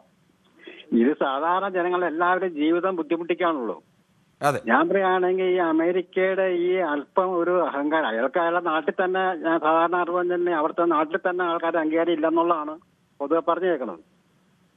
അമേരിക്കയിലെ അമേരിക്കയിലെ ട്രംപിന് അവിടെ തന്നെ വിലയില്ലാത്തൊരു അവസ്ഥയിലേക്കാണ് പുള്ളി നീങ്ങിയേക്കണത്. ഇപ്പോ ഇതിപ്പോ നമ്മൾ ലോക രാഷ്ട്രങ്ങളുടെ സംഘടന, ഈ ഐക്യരാഷ്ട്ര സംഘടന ഉണ്ടല്ലോ, അവരൊക്കെ ഇടപെട്ട് ഈ സാധാരണക്കാരന്റെ ജനജീവിതം, ഇപ്പൊ നമ്മുടെ കേരളത്തിൽ വരെ സാധാരണക്കാരന്റെ ജനജീവിതം ഇത് കാരണം ബുദ്ധിമുട്ടാവും എല്ലാവർക്കും. ഇതിങ്ങനെ കുറെ നാൾ ചർച്ച ചെയ്ത് നീട്ടിക്കൊണ്ടുപോയിട്ട് യാതൊരു കാര്യമില്ല. ഞാൻ പറയുകയാണെങ്കിൽ ഐക്യരാഷ്ട്ര സംഘടന ഇടപെടാൻ വേണ്ട മറ്റുള്ള രാഷ്ട്രങ്ങളെല്ലാം സമ്മർദ്ദം ചേർത്ത് എന്തെങ്കിലും ഉടനടി ചെയ്തില്ലെങ്കിൽ ഇതൊരു വിനാശത്തിലേക്ക് മൊത്തം നീങ്ങുന്നു എനിക്ക് തോന്നുന്നു. നമ്മളെ സാധാരണക്കാരുടെ ജീവിതത്തെ സാറിന് പറയാലോ, ഇവിടെ നടക്കുന്ന കാര്യങ്ങളെല്ലാം. അതുകൊണ്ടാണ് ഞാൻ ഇങ്ങനെ അഭിപ്രായം പറയുന്നത്. കാരണം അമേരിക്ക പോലുള്ളവരുടെ താങ്കളുടെ അഭിപ്രായത്തിന് പ്രത്യേകമായി വില കൽപ്പിക്കുന്നു. എല്ലാ മനുഷ്യർക്കും അഭിപ്രായം പറയാം. എല്ലാവരും ഇപ്പോൾ വിദേശ വാർത്തകൾ അല്ലെങ്കിൽ വിദേശ വിഷയങ്ങൾ വിദഗ്ധരാവണം എന്നില്ല. അഭിപ്രായങ്ങൾ പറയുന്നതിന് എല്ലാ, പക്ഷേ സാധാരണ മനുഷ്യരും ആ അതിലൊരു അഭിപ്രായം കാണും. ഇപ്പോൾ നമ്മൾ ഫുട്ബോൾ കണ്ടിട്ട് ഫുട്ബോൾ വിദഗ്ധരൊന്നുമല്ല ആളുകളൊക്കെ, ആസ്വാദകരാണ്. ആസ്വാദകർ എന്ന നിലയ്ക്ക് നമുക്ക് ചിലപ്പോൾ അവരുടെ കളി ശരിയായില്ല എന്ന് പറയുമ്പോൾ നിങ്ങൾക്കാണോ കളി അറിയാവുന്നത് എന്നൊക്കെ നമുക്ക് തിരിച്ചു ചോദിക്കാം. പക്ഷേ അങ്ങനെയല്ല, എല്ലാവർക്കും ആ കാണുന്ന കാഴ്ചയിൽ നിന്ന് ഒരു അഭിപ്രായമുണ്ട്. ഈ ലോക വാർത്തകളൊക്കെ വായിച്ച്, മലയാളി പ്രത്യേകിച്ചും ഈ ലോക വാർത്തകളൊക്കെ ആഴത്തിൽ വായിക്കുകയും മനസ്സിലാക്കുകയും ഒക്കെ ചെയ്യുന്ന ആളുകൾ കൂടിയാണ്. അതുകൊണ്ട് തന്നെയാണ് ആൾക്കാരുടെ അഭിപ്രായത്തിന് ശക്തി ഉണ്ടാവുന്നത്. ശ്രീ റഷീദാണ് കൊയിലാണ്ടിയിൽ നിന്ന്. ശ്രീ റഷീദ്, യഥാർത്ഥത്തിൽ ഈ അമേരിക്ക പ്രസിഡന്റിൻ്റെ വാക്കുകൾ തന്നെ, ഇനി യുദ്ധത്തിൻ്റെ കാരണം എന്തോ ആയിക്കോട്ടെ, വാക്കുകൾ തന്നെ ഒരു രാഷ്ട്രത്തലവൻ ഒരിക്കലും അംഗീകരിക്കാനോ അല്ലെങ്കിൽ ഒരു രാഷ്ട്രത്തലവൻ്റെ ഭാഗത്തു നിന്ന് ഉണ്ടാവാനോ ആരും പ്രതീക്ഷിക്കാത്ത വാക്കുകളാണ്. തീർത്ത് കളയും എന്നൊക്കെയാണ് പറയുന്നത്. തെരുവുണ്ടോളൊക്കെയാണ് സാധാരണ ഇങ്ങനെ പറയുന്നത്. പശ്ചിമേഷ്യ സന്തോഷത്തിന്റെ ഒരു സാഹചര്യത്തിലേക്ക് നീങ്ങുകയാണ് എന്നൊരു അവസ്ഥയെ നമ്മളൊക്കെ വിചാരിച്ചതാണ്. ആ രീതിയിലായിരുന്നു ഇന്നലെ വരെയുള്ള കാര്യങ്ങളൊക്കെ തന്നെ. പക്ഷേ ഇപ്പോഴും വീണ്ടും ഈ പശ്ചിമേഷ്യ സംഘർഷഭരിതമാവുകയാണ്. ആയിരക്കണക്കിന് കുടുംബങ്ങൾ, ലക്ഷക്കണക്കിന് പ്രവാസികളൊക്കെ ആശങ്കയുടെ മുൻമുലയിലാണ്. ട്രംപ് ഇന്ന് നമ്മൾ നേരത്തെ പറഞ്ഞതുപോലെ ട്രംപ് നിന്ന നിൽപ്പിൽ 4 നിലപാടുകൾ പറയുന്ന ആളാണ്. നമ്മൾ നേരത്തെ പറഞ്ഞതാണ്. ഈ അട്ടഹാസങ്ങളും ഈ ഒരു വെല്ലുവിളികളും എന്തിനു വേണ്ടിക്കൊണ്ടാണ്, ആർക്ക് വേണ്ടിക്കൊണ്ടാണ്? അവരുടെ ദുഷ്ടലാക്ക് എന്നല്ലാതെ ഇതിന് എന്താണ് പേരിട്ട് വിളിക്കേണ്ടതെന്ന് മനസ്സിലാവുന്നില്ല. കാരണം ഇത് അമേരിക്കക്കും ഇറാനും മാത്രം നടക്കുന്ന ഒരു സംഭവമല്ല. ലോക രാജ്യങ്ങൾക്കൊക്കെ ആപത്തിലേക്ക് നീങ്ങുന്ന, പ്രയാസത്തിലേക്ക് നീങ്ങുന്ന, വിഷമത്തിലേക്ക് നീങ്ങുന്ന ഒരു പോർവിളികളാണ് ഇത്. ഇതെന്തുകൊണ്ടാണ് ലോക രാഷ്ട്ര നേതാക്കളൊന്നും ശ്രദ്ധിക്കാതെ പോകുന്നത്, അത് വേണ്ട വിധത്തിൽ ഇടപെടാത്തത് എന്നാണ് ഞാൻ നേരത്തെ പറയുന്നതും ഇപ്പോൾ പറയുന്നത്. സമാധാനം ആഗ്രഹിക്കുന്ന എല്ലാ രാജ്യങ്ങളും ഒറ്റക്കെട്ടായി നിന്നുകൊണ്ട് ഇതിനെ എതിർക്കേണ്ട സമയം അതിക്രമിച്ചിരിക്കുന്നില്ല. ഇതിന് മധ്യസ്ഥം വഹിച്ച ചെറു രാജ്യങ്ങളാണെങ്കിലും അവരൊക്കെ ഉണർന്ന് ചിന്തിക്കുകയും എല്ലാ രാജ്യങ്ങളെയും ചേർത്ത് വെച്ചുകൊണ്ട് ഈ ഒരു അനീതിക്കെതിരെ പോരാടേണ്ട സമയം അതിക്രമിച്ചിരിക്കുന്നില്ലേ? ഇദ്ദേഹത്തിന്റെ നാവ് പിടിച്ചു കെട്ടേണ്ട സമയം കഴിഞ്ഞിരിക്കുന്നു. ഇതെന്താണ്, എന്തൊക്കെയാ? ഒരു രാജ്യത്തെ ഇല്ലാതാക്കി കളയും. ആരാണ് ഇയാൾ? അവിടുത്തെ ജനങ്ങൾ എന്ത് തെറ്റ് ചെയ്തു ഇയാളോട്? അവിടുത്തെ സാധാരണക്കാരും പാവപ്പെട്ടവരായ ആളുകൾ എന്ത് തെറ്റാണ് ചെയ്തത്? ഒരു രാജ്യം കെട്ടിപ്പടുക്കാൻ വേണ്ടുന്ന എന്തെല്ലാം സംഗതികൾ ചെയ്തുകൊണ്ടാണ് ഒരു രാജ്യത്തെ നമ്മൾ കെട്ടിപ്പടുക്കുന്നത്? ആ രാജ്യത്തെ നിഷ്കരണം ഞാൻ ഇല്ലാതാക്കും, ഇനി അങ്ങനെ ഒരു രാജ്യമില്ല എന്നൊക്കെ പറയുമ്പോൾ അദ്ദേഹത്തിന് എന്തോ മനോനില തെറ്റിയിരിക്കുന്നു. അദ്ദേഹത്തെ ചികിത്സിക്കേണ്ട സമയം അതിക്രമിച്ചിരിക്കുന്നു. അദ്ദേഹത്തെ പിടിച്ചുകെട്ടേണ്ട സമയം വൈകിയിരിക്കുന്നു എന്നാണ് ഇക്കാര്യത്തിൽ അതുമായി ഒരുപാട് പറയാനുണ്ട്. ഇതൊരിക്കലും അംഗീകരിക്കാൻ കഴിയില്ല. ഒരു രാജ്യത്തിനോ ഒരു ജനതക്കോ അല്ലെങ്കിൽ ലോകത്തോ അങ്ങോളം ഇങ്ങോളം ആളുകൾക്കോ അംഗീകരിക്കാൻ കഴിയാത്ത ഇത്തരം വർത്തമാനങ്ങളെ നമ്മൾ ഇല്ലാതാക്കാൻ ഉള്ള ശ്രമം എല്ലാ ഭാഗത്തുനിന്നുണ്ടാവണം. ആ ഒരു അഭിപ്രായം വളരെ വ്യക്തമാണ്. ശ്രീ റഷീദ്, ശ്രീ നാരായണനാണ് ശ്രീകണ്ഠാപുരത്ത് നിന്നാണ്. ശ്രീ നാരായണൻ, താങ്കൾക്ക് എന്ത് തോന്നുന്നു? വീണ്ടും നമ്മളെ ആശങ്കയിലാഴ്ത്തുകയാണോ പശ്ചിമേഷ്യയുടെ സാഹചര്യം? നമസ്കാരം സാർ. നമസ്കാരം. വളരെ 2 പ്രാവശ്യത്തിൽ കിട്ടിയില്ല, ഏതായാലും കിട്ടി. എന്തായാലും പറഞ്ഞോളൂ, താങ്കൾ പറഞ്ഞു. സത്യത്തിൽ ഒന്നും പറയാൻ കിട്ടുന്നില്ല സാറേ. ആ ദുഷ്ടനായ ആ ട്രംപിന്റെ കളി കാണുമ്പോ ആ ജനങ്ങൾ പോലും ഇയാളെ വെറുക്കുന്നത്. പക്ഷെ തിരിച്ചു വിളിക്കാൻ കഴിയില്ലല്ലോ. ആലോചിച്ചു സാറേ, എന്താ ഇയാളെ പരിപാടി എന്താ വെച്ചാല് ലോകരാഷ്ട്രങ്ങൾ ഇടപെടണം. റഷ്യയും ചൈനയും ഇടപെട്ടിട്ട് വേണം അവിടെ പോയി തകർക്കാൻ. അതാണ് ഇയാളെ വിചാരം. അതാണ് അവർ മിണ്ടാതിരിക്കുന്നത്. മിണ്ടിക്കഴിഞ്ഞാൽ അവർ അത് ചെയ്യും. അയാളുടെ കയ്യിൽ ഒരുപാട് യുദ്ധോപകരണങ്ങളുണ്ട്, ഒരുപാട് ബോംബുകളുണ്ട്. ഇതൊക്കെ ഈ രാജ്യത്തെ നശിപ്പിക്കാൻ. ഒരു പ്രാവശ്യം പറഞ്ഞത് കേട്ടില്ലേ, ഒരു തലമുറയെ ഇല്ലാതാക്കാൻ വേണ്ടിയാണ്. നാരായണൻ, ഈ റഷ്യയിലും ചൈനയിലും ഒന്നും പോയി തകർക്കാനുള്ള ആംബിയറൊന്നും ഈ ചെറിയ ചെറിയ രാജ്യങ്ങളോട്, വെനസ്വേലയോടോ ഇറാനോടോ കാണിക്കുന്ന ധൈര്യമൊന്നും ട്രംപ് റഷ്യയുടെയും ചൈനയുടെയും നേർ കാണിക്കുന്നില്ല. പക്ഷേ റഷ്യയും ചൈനയുടെ ഒക്കെ ഒരു കുഴപ്പം, അവർ ഈ ലോക രാജ്യത്ത് അമേരിക്ക നടത്തുന്ന ഇത്തരം പ്രവർത്തനത്തിനെതിരെ ശബ്ദിക്കേണ്ടവർ ശബ്ദിക്കുന്നില്ല എന്നൊരു കുഴപ്പം മറുഭാഗത്തുണ്ട് താനും. അല്ല, അത് ശബ്ദിച്ച പിന്നെ വേറെ കുറ്റം പറയാൻ ഇഷ്ടം പോലെ ആളുണ്ട്. കുറ്റം പറയും അവരെ കുറ്റം പറയും. അതുകൊണ്ടാണ് അവരങ്ങനെ ശബ്ദിക്കാതെ. ഇന്ത്യയും അതുകൊണ്ട് തന്നെ ഇന്ത്യൻ മിണ്ടാത്ത കാരണം അതാണ്. ശരി, താങ്കളുടെ അഭിപ്രായം വളരെ വ്യക്തമാണ്. എന്തായാലും ശ്രീ നാരായണൻ, താങ്കളുടെ അഭിപ്രായത്തെ നമ്മൾ വിലകൽപ്പിക്കുന്നു. നമുക്ക് വേഗത്തിൽ ചില യൂട്യൂബ് കമൻറ്റുകൾ കൂടി വായിക്കേണ്ടതുണ്ട്. യൂട്യൂബ് കമൻറ്റിലൊക്കെ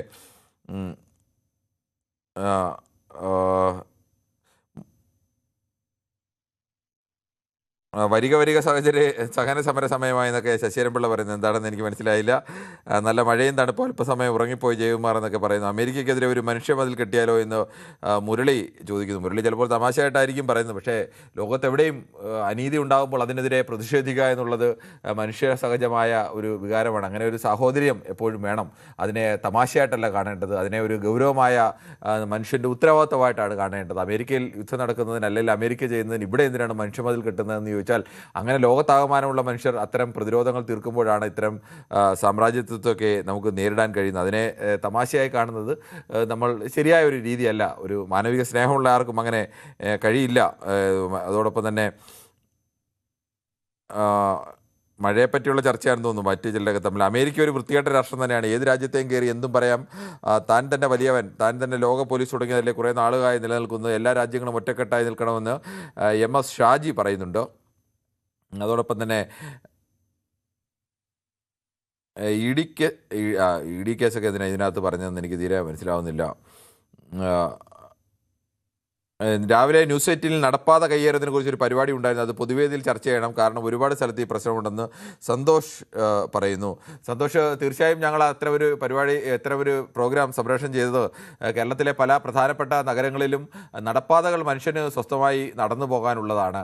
അത് വാഹനം ഇടിക്കാതെ നമുക്ക് സ്വസ്ഥമായി നടക്കാൻ കഴിയണം. ഈ വാഹനമൊക്കെ ചീറിപ്പാഞ്ഞു പോകുന്ന റോഡിൻ്റെ സൈഡിൽ കൂടെ നടക്കുക എന്നൊക്കെ പറഞ്ഞാൽ പലപ്പോഴും ഭയത്തോടു കൂടിയാണ് ആളുകളൊക്കെ നടക്കുന്നത്. വലിയ അപകടങ്ങളുണ്ടാവും. പക്ഷേ ആ നടപ്പാതയൊക്കെ കയ്യേറി വൻകിട ഹോട്ടലുകളും ചെറുകിട ഹോട്ടലുകളും മറ്റാളുകളും ഒക്കെ കയ്യേറുന്നു. അത്തരം കയ്യേറ്റം ഉണ്ടാകുമ്പോൾ സ്വാഭാവികമായും മനുഷ്യന് ആ നടപ്പാതയിലൂടെ നടക്കാൻ കഴിയാതെ അവർ പുറത്തിറങ്ങി നടക്കേണ്ടി വരുന്നു. അത്തരമൊരു കയ്യേറ്റങ്ങൾ പല സ്ഥലങ്ങളിലും പ്രധാന നഗരങ്ങളിലും ഉണ്ടാകുന്നുണ്ട്. അത് ഏറ്റവും സാധാരണക്കാരായ ഈ കാൽനട യാത്രക്കാരെയാണ് അത് ഏറ്റവും കൂടുതൽ ബാധിക്കുന്നത്. അവർക്ക് വേണ്ടി ശബ്ദിക്കാൻ വേണ്ടി തന്നെയാണ് ഞങ്ങൾ അത്തരം കയ്യേറ്റങ്ങൾ ചൂണ്ടിക്കാണിച്ചുകൊണ്ട് അത്തരം വാർത്ത ചെയ്തത്. അതൊരു കൂടുതൽ വാർത്തകൾ പല നഗരങ്ങളിൽ നിന്നും ഉണ്ടായിരുന്നു. ഇനിയും അത്തരം സ്ഥലങ്ങൾ നിങ്ങൾ ചൂണ്ടിക്കാണിച്ചാൽ ഞങ്ങൾ അത്തരം വാർത്തകൾ ചെയ്യാൻ തയ്യാറാണ്. കാരണം ജനത്തിന് സ്വസ്ഥമായി നടന്നു പോകാനുള്ള അവസരം ഉണ്ടാവണം. അത് ഏറ്റവും നമ്മുടെ മൗലികമായ ഒരു അവകാശമാണ്. അവിടെ ആളുകൾ അവിടെ കയ്യേറിയല്ല കച്ചവടം നടത്തേണ്ടതും അവിടെ കയ്യേറിയല്ല മറ്റ് പ്രവർത്തനങ്ങൾ നടത്തേണ്ടതും ഒക്കെ. ഹോർമൂസ് കടലിടുക്കിന് നിയന്ത്രണം ഏർപ്പെടുത്തിക്കൊണ്ട് പശ്ചിമേഷ്യൻ സംഘർഷം അവസാനിക്കുമെന്ന് കരുതാൻ ബുദ്ധിമുട്ടാണ് എന്ന് ബാബു രാജൻ കാഞ്ഞിരപ്പുഴ പറയുന്നു. ഇന്നത്തെ ഈ പ്രശ്നങ്ങൾക്കെല്ലാം തുടക്കം ഹമാസ് എന്ന ഭീകര സംഘടന ഒന്ന് മാത്രം, അതാണ് തുടക്കമിട്ടതെന്നൊക്കെ സുനിൽകുമാർ പറയുന്നു. സുനിൽകുമാർ, അത് ഹമാസ് എന്ന ഒരു ഭീകര സംഘടന മാത്രം, ഒരുപാട് സംഘടനകൾ ഈ ലോകത്തുണ്ടായിട്ടുണ്ട്. അതിനെ ഈ സംഘടനകളെ പലതിനെയും സ്പോൺസർ ചെയ്തത് ഇതേ അമേരിക്ക തന്നെയാണ്. ലോകത്ത് ഏറ്റവും ഏത് പ്രശ്നം ഉണ്ടായാലും അതിൻ്റെ അറ്റം ചകഞ്ഞ് ചെന്നാൽ, അതിൻ്റെ അടിവേര് ചകഞ്ഞ് ചെന്നാൽ ചെന്ന് അവസാനിക്കുന്ന രാജ്യം അമേരിക്ക എന്നോ ഇസ്രായേൽ എന്നോ ഒക്കെയാണ് പലപ്പോഴും. അതുകൂടി നമ്മൾ തിരിച്ചറിയണം. എന്തായാലും നമുക്കൊരു ചെറിയ ഇടവേളയിലേക്ക് പോകേണ്ടതുണ്ട്. വളരെ വേഗത്തിൽ മടങ്ങി വരാം.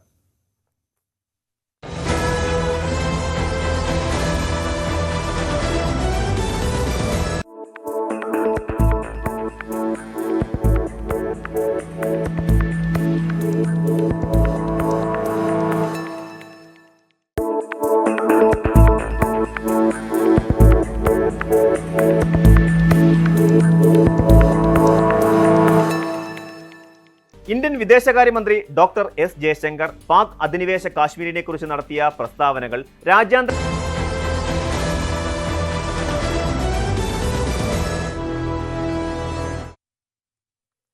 ന്യൂസ് 18 പൊതുവേദി പുനരാരംഭിക്കുകയാണ്. മറ്റൊരു പ്രേക്ഷകരുണ്ട്.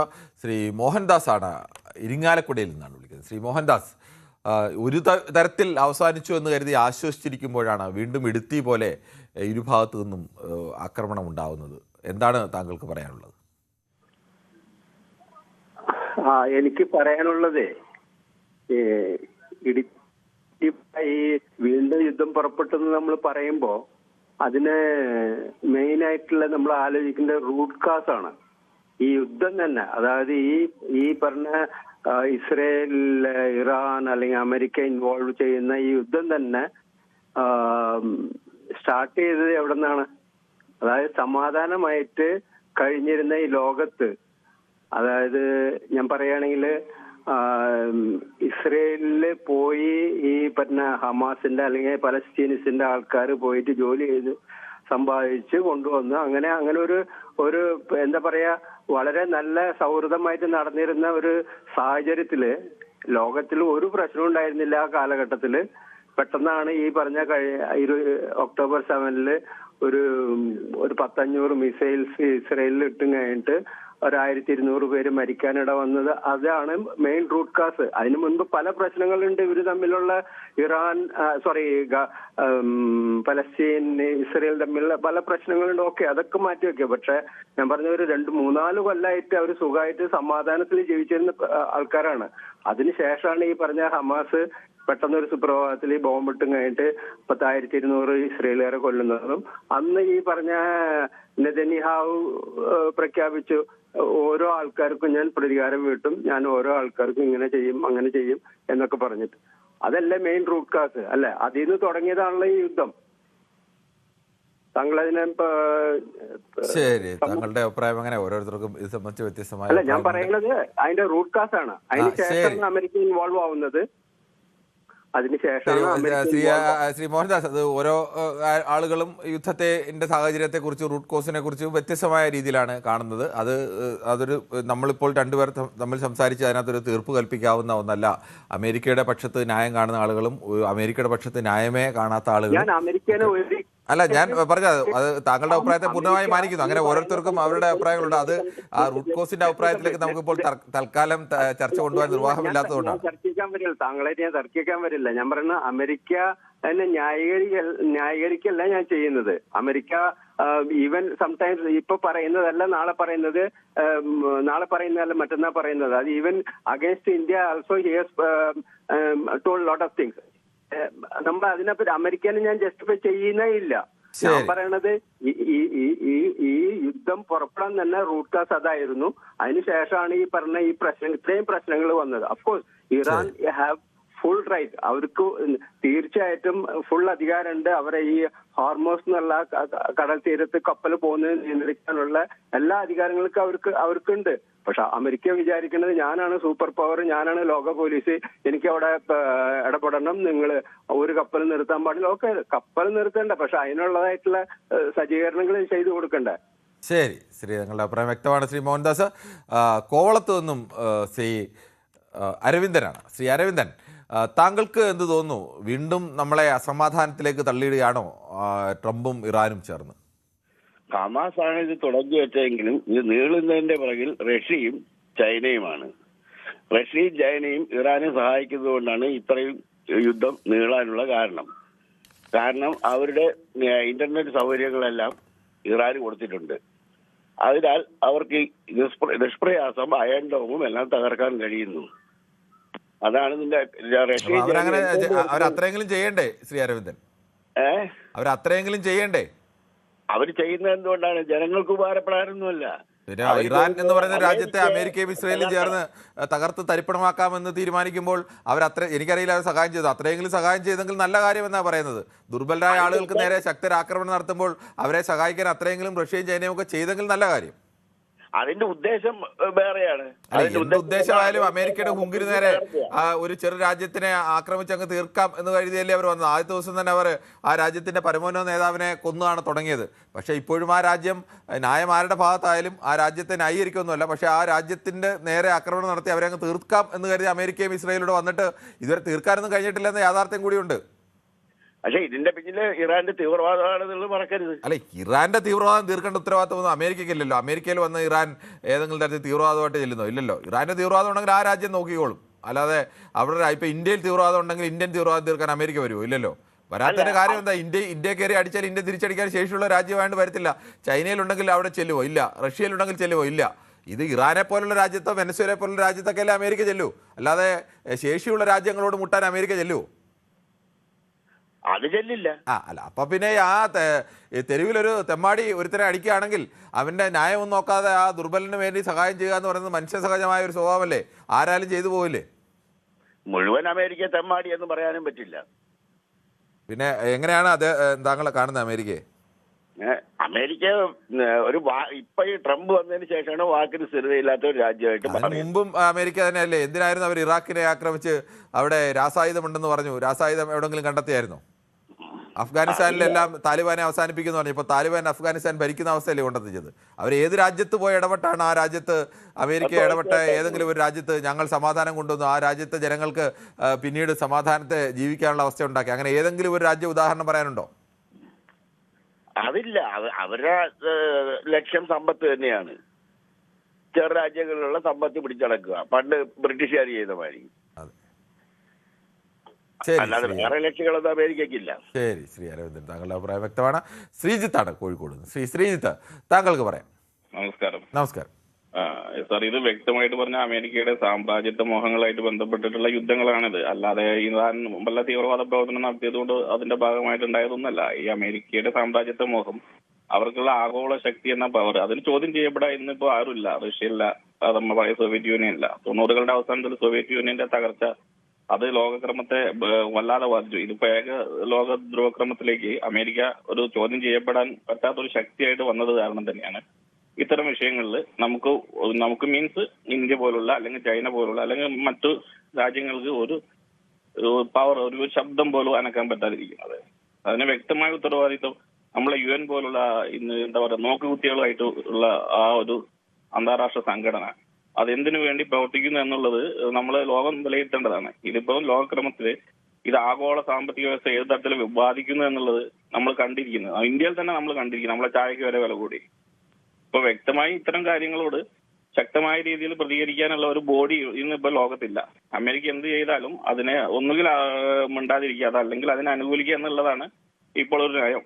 ആ നയത്തിന് വിരുദ്ധമായിട്ട് ആര് പ്രവർത്തിച്ചാലും, ഇപ്പൊ വെനസ്വേലയുടെ പ്രസിഡന്റിനെ നമ്മൾ കണ്ടതാണല്ലോ, അവരെന്താണ് ചെയ്തതെന്നുള്ളതിന്റെ വ്യക്തമായ ഒരു ചിത്രം നമ്മൾ കണ്ടു. ആർക്കും എന്തെങ്കിലും പ്രതികരിക്കാൻ പറ്റുമോ? ഇല്ല.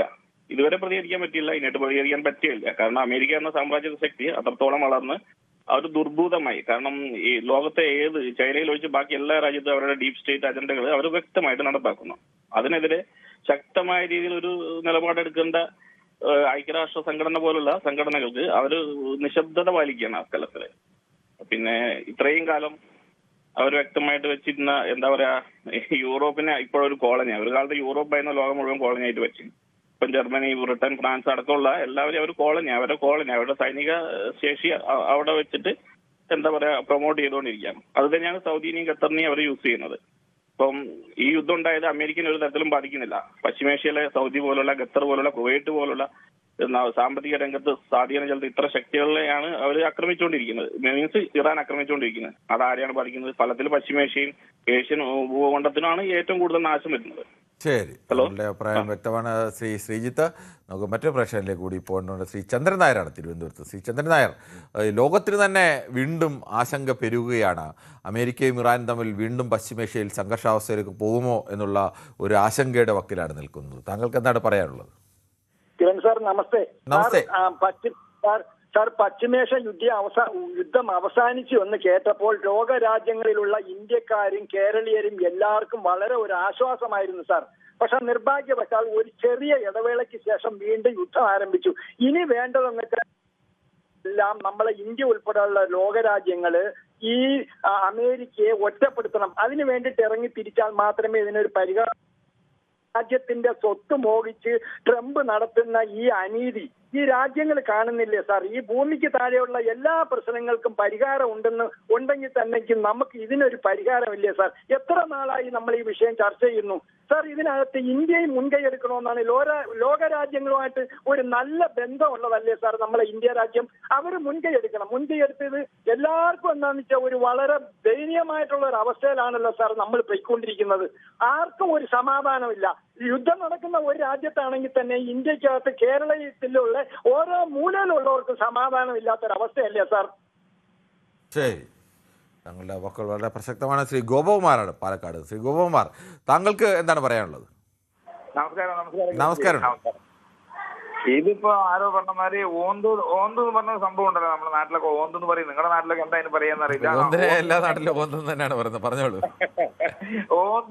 ഓന്ത് തോറ്റു പോകും അല്ലെങ്കിൽ ഓന്ത് നാണിച്ചു പോകുന്ന തരത്തിലാണ് ഒരു പ്രസിഡന്റിന്റെ വാക്ക്. ഒരു പ്രസിഡന്റ് ഒരു കാര്യം പറഞ്ഞു കഴിഞ്ഞാൽ, ഒരു വലിയ രാജ്യത്തിന്റെ ഒരു പ്രസിഡന്റ് ഒരു കാര്യം പറഞ്ഞു കഴിഞ്ഞാൽ അതിനൊരു ഉത്തരവാദിത്തോടു കൂടി ആ കാര്യം നിറവേറ്റാൻ ആൾക്ക് കഴിയാത്ത ഒരു ട്രംപായിട്ട് രണ്ടാമത് ഭരണത്തിൽ വന്നതോട് കൂടിയിട്ട് ട്രംപിന്റെ അഹങ്കാരത്തിന് തിരിച്ചടി നൽകാൻ രാജ്യങ്ങളില്ല. ഇപ്പൊ ഇന്ത്യ മാത്രം, ഇപ്പൊ നേരത്തെ സംസാരിച്ച ആള് പറഞ്ഞു ഇന്ത്യ ഇതിനൊക്കെ മുൻകൈയെടുത്ത് സംസാരിക്കണം പറഞ്ഞു. ഇന്ത്യക്ക് മാത്രം മുൻകൈയെടുത്ത് സംസാരിക്കാൻ കഴിയുമോ? മോദി പറഞ്ഞു കഴിഞ്ഞാൽ ട്രംപ് കേൾക്കുന്ന ഉറപ്പുണ്ടോ?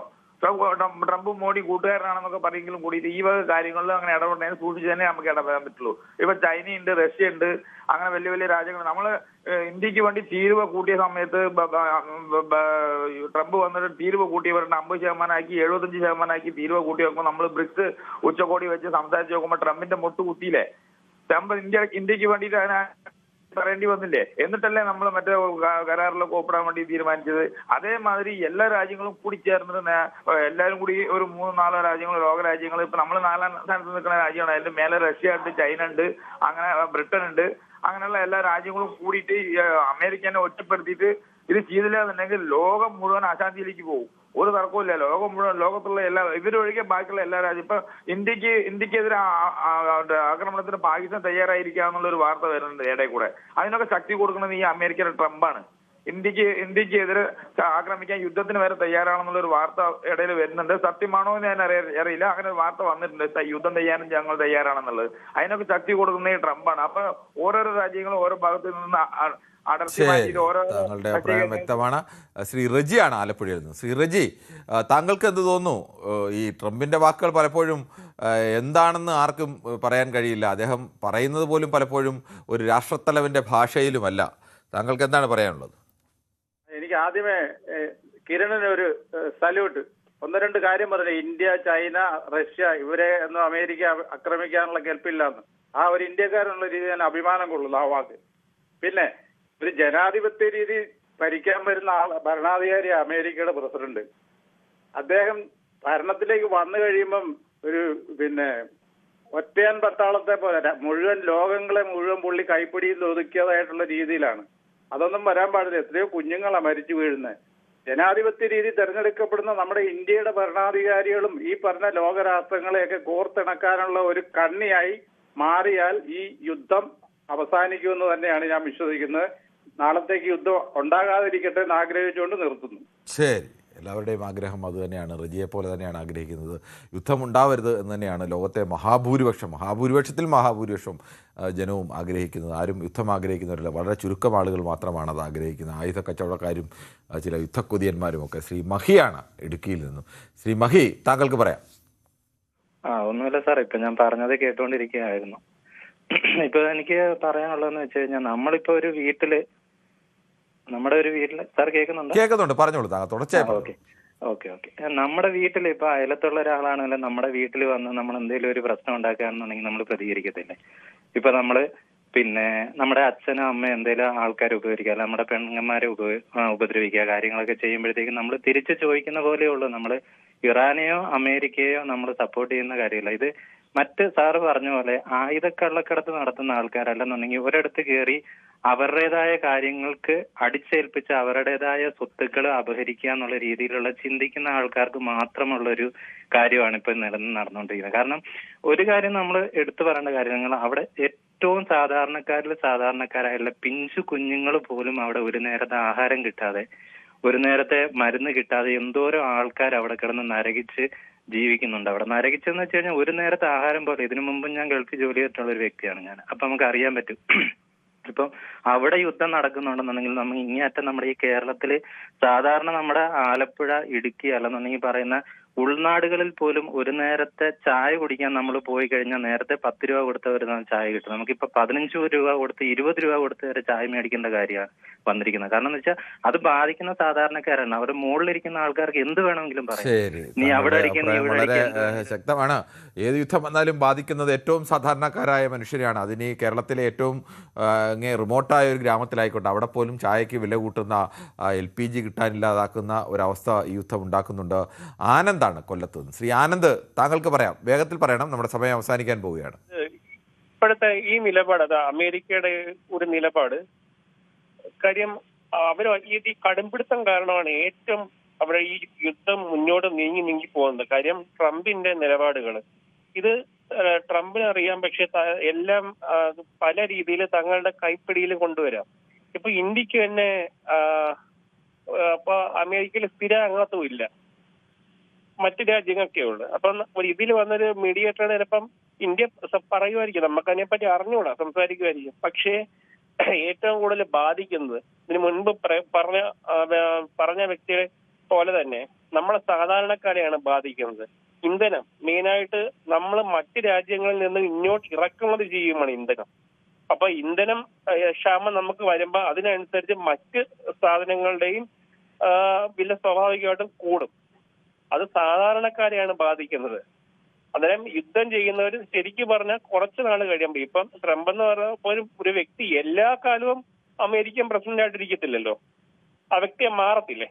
ഇപ്പം നമ്മൾ തിരഞ്ഞെടുക്കുന്ന ഒരു വ്യക്തിയല്ല. അപ്പൊ ആ ഒരു പൊസിഷൻ ഇരിക്കുമ്പോൾ എല്ലാ രാജ്യങ്ങളെയും സ്വരുമയായിട്ട് കൊണ്ടുപോകുക എന്നതാണ് ആ ഒരു രീതി. പക്ഷെ ഇത് അതല്ലാതെ തനിക്ക് തോന്നുന്നത് എന്തും ചെയ്യാമെന്നുള്ള ഒരു മനോഭാവമാണ് ട്രംപിന്. അത് പാടില്ല. കാര്യം UAE-യിലൊക്കെ ഉള്ള ഒരുപാട് പേർ ഇതിന്റെ ബുദ്ധിമുട്ടുകൾ വരുന്നത്. കാര്യം ഇവിടുന്ന് മലയാളികൾ പോയിട്ടുണ്ട്. അവര് പോകുന്നതെന്ന് പറയാൻ നമ്മുടെ നാട്ടില് മറ്റ് ജോലികൾ ചെയ്യാൻ അവർക്ക് പറ്റുന്നില്ല, അവർക്ക് വലിയ വരുമാനം ഇല്ല. അതുകൊണ്ട് താങ്കളുടെ അഭിപ്രായം വ്യക്തമാണ് ശ്രീ ആനന്ദ്. എന്തായാലും പൊതുവേദി പ്രേക്ഷകരുടെ നിലപാട് പ്രതീക്ഷ നൽകുന്നത് തന്നെയാണ്.